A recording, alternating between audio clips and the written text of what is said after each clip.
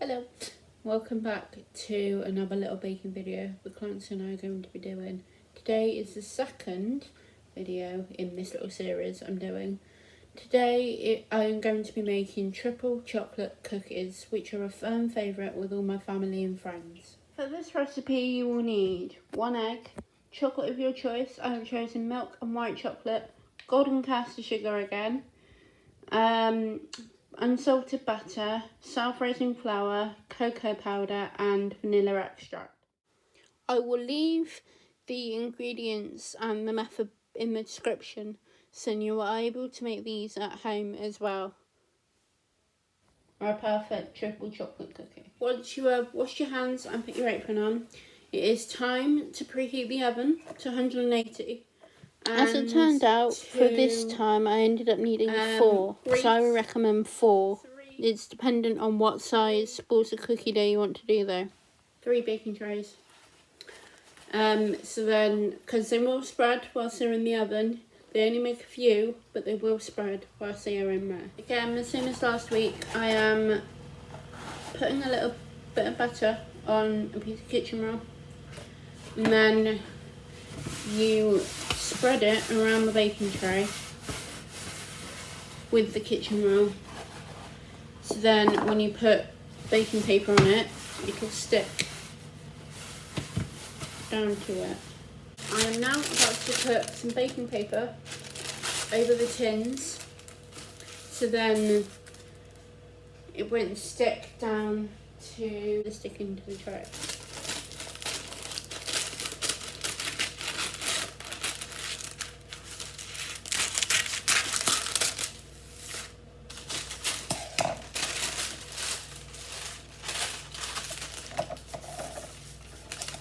You want to cut your baking paper down to the size of your baking tray.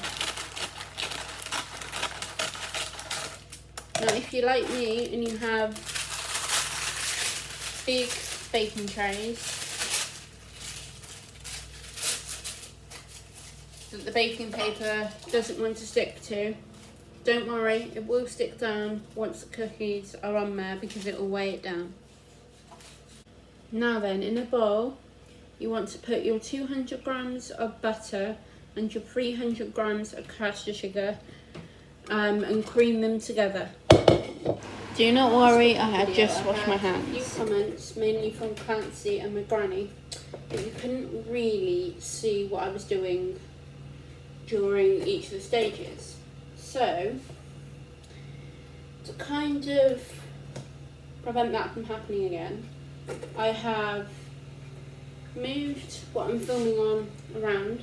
You are now balancing on 2 cookbooks, which you were before, but I've changed you around so you're still able to see what I'm doing as well.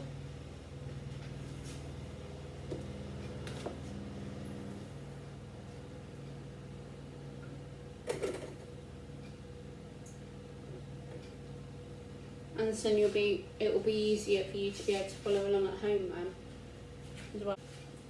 So you put your 200 grams of butter into a bowl, and then you put your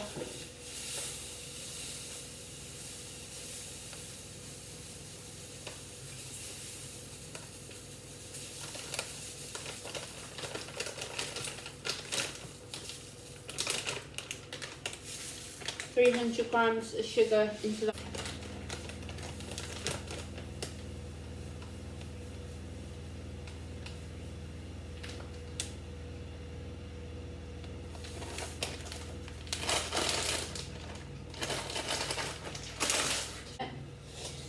You just basically want to, with a wooden spoon, you want to kind of press the butter into the sugar.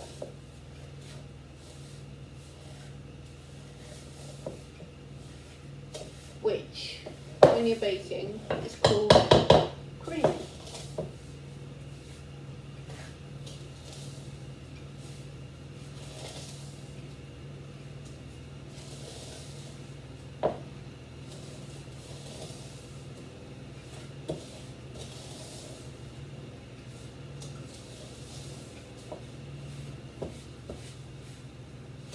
Now, usually I would use electric hand mixer for this, but I'm not today because I decided that the best way of showing you how to do these stages was to use a normal wooden spoon and a mixing bowl, because then it's easier. Here is what butter and sugar should look like when you creamed it together. Now it's time to crack in your 1 egg into that mixture. You see, I've kind of become an expert at doing this because I bake that often that I've become an expert at breaking the eggs and stuff. You just add a teaspoon of vanilla into your egg and you beat that together with the wooden spoon again until it has combined.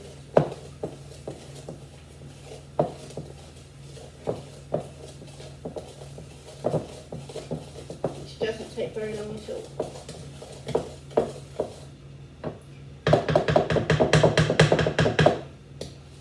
At this point, it does look like cake mix, but trust me, we are not making a cake. And we are not making brownies. But that brownie recipe will come up the week after I have done the vegan potato sandwiches to keep Clancy happy.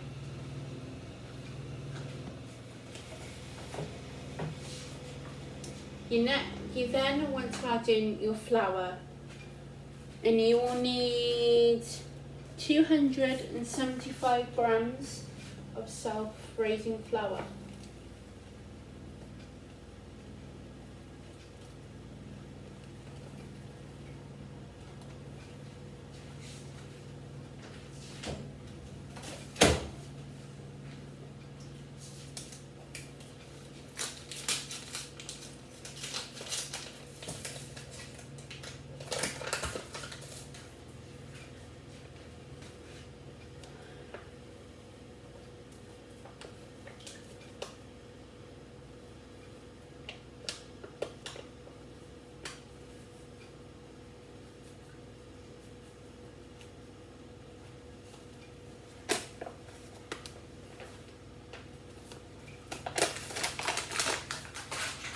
Now then, you add in your 75 grams of cocoa powder in with the flour, which is exactly the same amount of cocoa powder that I put into my brownies. How random is that? Now then, you want to sieve all of your dry ingredients into the butter, sugar and the egg. You want to do it gently so it doesn't go everywhere. But if you're like me, it probably will go everywhere. But there's no harm in that, you can just clear it all up after.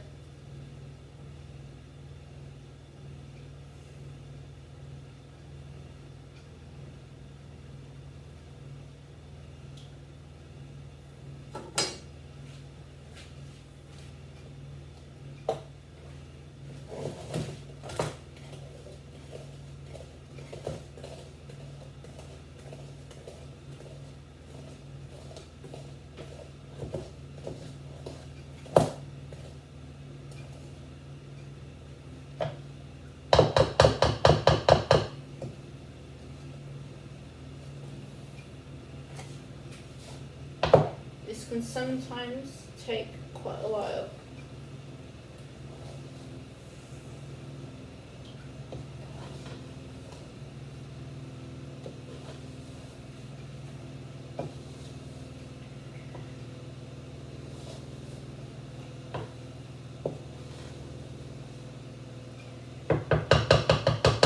to add a drop of milk into this because sometimes the cookie dough can be quite dry at this point, so it's best to put a bit of milk into it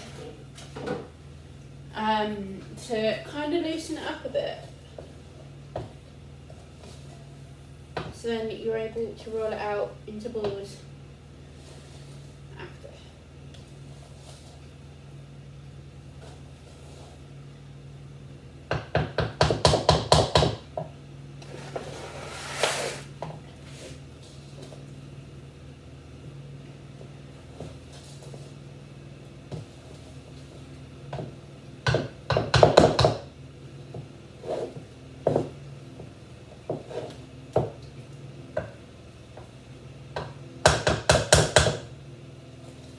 Be warned, the bowl that you use does move around a lot because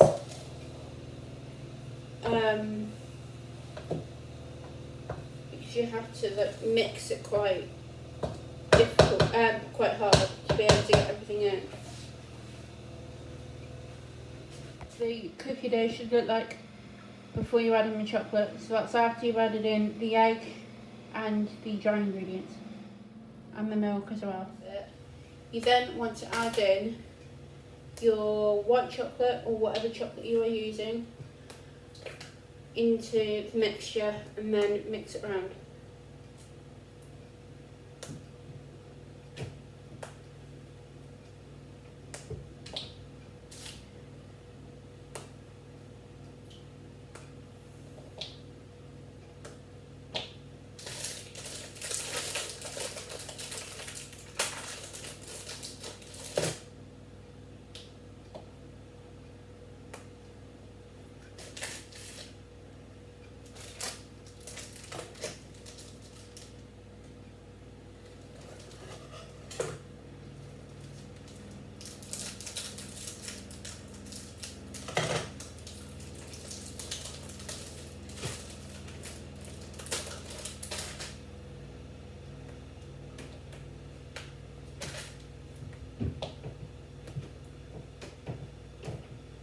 Here is what the cookie dough looks like after you have incorporated all of your chocolate that you're going to use for it.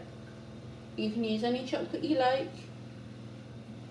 but for me I've only used white chocolate and milk chocolate because personally I think it's better.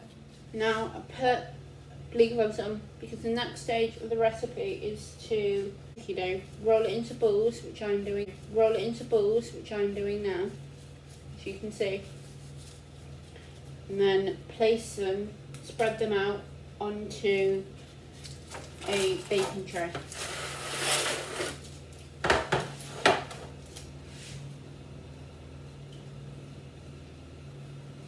Now I know I've already said this, but they will spread, so it's best to only put, I think, 4 onto a tray, but it depends on how big you want the cookies to be.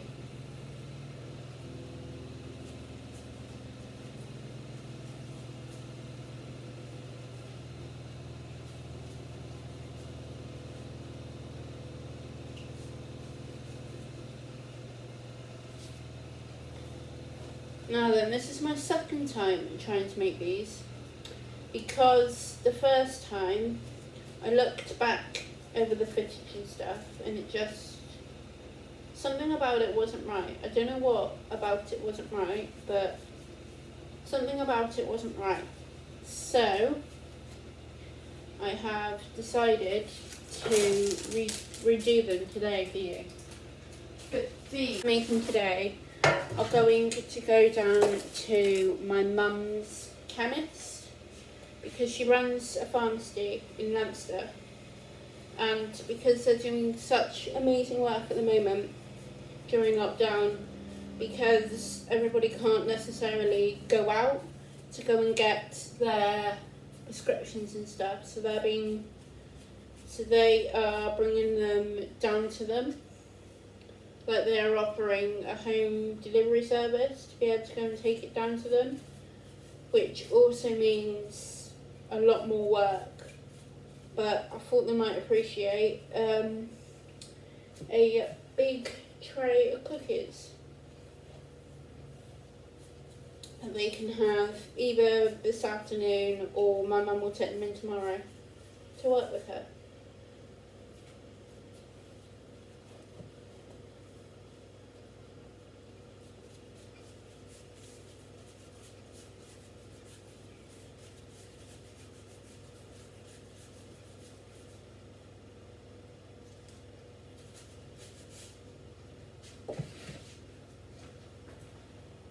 Now greasing yet another tray, because they do spread out in the oven, and because I'm a bit paranoid that they're going to sort of merge into each other.